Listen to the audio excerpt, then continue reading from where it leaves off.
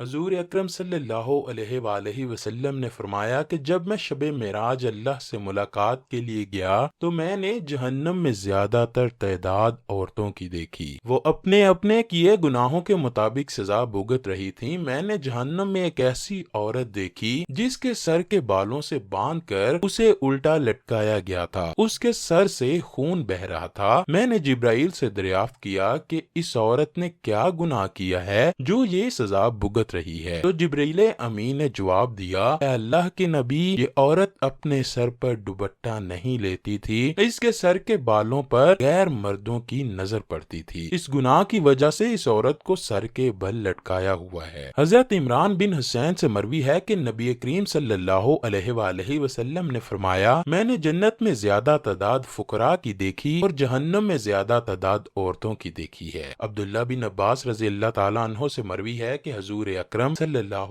علیہ وآلہ وسلم نے فرمایا، میں جب معراج کی سیر کر رہا تھا تو مجھے جہنم دکھائی گئی، تو میں نے وہاں ایسی خطرناک آگ دیکھی، ایسی دردناک آگ میں نے اس سے پہلے کبھی نہ دیکھی تھی۔ اس آگ میں نے زیادہ تر خواتین کو جلتے ہوئے دیکھا۔ صحابہ کرام پوچھنے لگے، اے اللہ کے نبی، زیادہ تعداد عورتوں کی کیوں تھی؟ حضور اکرم نے فرمایا، زیادہ تر عورتیں اپنے خاوند کی نافرمانی کرتی ہیں، جس وجہ سے اللہ ان سے ناراض ہو جاتا ہے۔ اگر تم ساری زندگی اپنی بیوی کے ساتھ اچھا سلوک کرتے رہو، ہر ضرورت پوری کرتے رہو، اگر تم سے کوئی بھی تھوڑی سی بات ہو جائے تو زیادہ تر عورتوں کی عادت ہوتی ہے کہ وہ اپنے شوہر کو کہتی ہیں کہ تم نے کبھی بھی میرے لیے کوئی اچھا کام نہیں کیا۔ ایک دفعہ کا ذکر ہے کہ عید الفطر کے موقع پر حضور اکرم کا گزر ایک عورتوں کی جماعت سے ہوا تو اللہ کے نبی نے فرمایا کہ عورتوں، تم زیادہ سے زیادہ صدقہ کیا کرو، بے شک میں نے جہنم میں بہت زیادہ تعداد عورتوں کی دیکھی ہے۔ ان میں سے کچھ عورتوں نے پوچھا،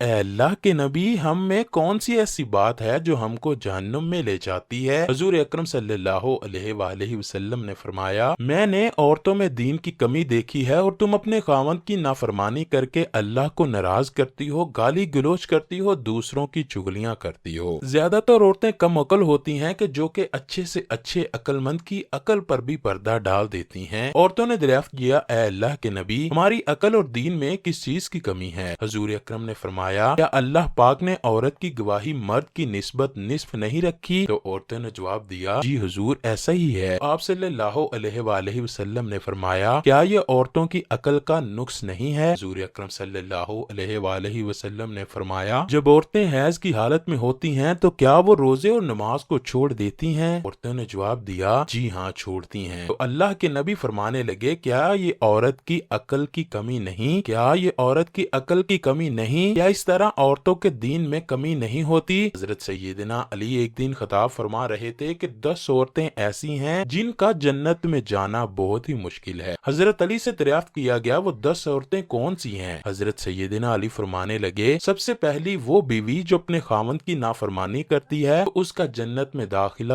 دور کی بات ہے، اس کو جنت کی خوشبو بھی نصیب نہیں ہوگی۔ خاوند کی نافرمانی اللہ کے نزدیک بہت بڑا گناہ ہے۔ جو بیوی اپنے شوہر کی نافرمانی کرتی ہے اس کو نہ تو اس جہاں میں سکون ملے گا، نہ ہی اس کو مرنے کے بعد آخرت میں سکون ملے گا۔ خاوند کی خدمت کرنا بیوی کے لیے بہت بڑی خوشی کی بات ہے۔ جو بیوی اپنے شوہر کی ہر بات پر عمل کرتی ہے تو اللہ پاک ایسی عورت کو بہت زیادہ پسند کرتا ہے اور فرما بردار بیوی کے لیے جنت واجب کرتا ہے۔ اور جب عورت اپنے خاوند کی نافرمانی کرتی ہے تو جنت کی حوریں اس عورت کو کہتی ہیں کہ اے عورت، اس بندے کی نافرمانی کیوں کرتی ہو جو چند دن کا مہمان ہے؟ اس کو تنگ مت کر، اس نیک بندے کا اجر اللہ تعالیٰ نے بہت بڑا رکھا ہے، یہ بہت جلد ہمارے پاس آنے والا ہے۔ نمبر 2، حضرت علی نے فرمایا کہ وہ عورت بھی جنت میں داخل نہیں ہوگی جو پردہ نہیں کرتی۔ آج کل کے جدید دور کی عورتوں کا یہ کہنا ہے کہ ہمارا دل تو صاف ہے، پردہ کرنے کا کیا فائدہ؟ وہ عورتیں اس بات کو بھول چکی ہیں کہ جب اللہ پاک نے حضرت بی بی فاطمہ رضی اللہ تعالی عنہا کے لیے پردہ لازم کیا تھا تو کیا تم بی بی فاطمہ رضی اللہ تعالی عنہا سے بھی زیادہ پاک اور صاف ہو؟ جب اللہ پاک نے بی بی فاطمہ رضی اللہ تعالی عنہا جیسی پاک دامن عورت پر پردے کرنے کا حکم صادر کیا ہے تو کیا تم پر ضروری نہیں کہ تم بھی جب گھر سے باہر نکلو تو پردہ کرو؟ ہم سب جانتے ہیں کہ اللہ پاک اپنی پاک صاف اور نایاب چیزوں پر غلاف چڑھانے کا حکم دیتا ہے، جیسے کہ خانہ کعبہ پر غلاف چڑھایا جاتا ہے اور قرآن پاک پر بھی غلاف چڑھایا جاتا ہے۔ اے عورتوں، اگر تم پاک صاف اور اپنے آپ کو قیمتی بنانا چاہتی ہو تو پردے کو اپنا معمول بنا لو تاکہ تم بھی قیمتی بن جاؤ۔ پردہ کرنے والی عورتوں کو تو دنیا میں اچھا سمجھا ہی جائے گا، اور اللہ پاک بھی پردہ کرنے والی عورتوں کو پسند کرتا ہے۔ جو عورت اپنے بالوں کو غیر محرم سے چھپائے گی، اللہ پاک اس عورت کو اس کا صلہ ضرور دے گا۔ حضور اکرم صلی اللہ علیہ وآلہ وسلم نے